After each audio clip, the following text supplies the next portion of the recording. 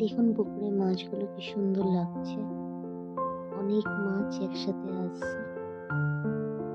আপনাদেরকে আরেকদিন ভালো করে দেখাবো। মাছগুলোকে খাইতে দিলে অনেক মাছ একবারে আসে।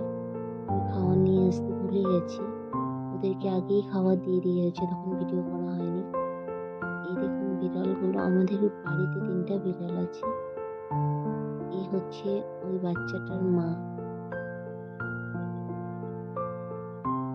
খুশি, লালি, আর আরেকজনের নাম যেন কি ছিল ভুলে গেছি।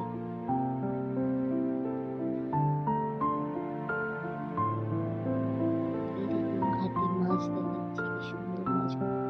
আর এই হচ্ছে আমাদের বাগানে পুদিনা পাতা।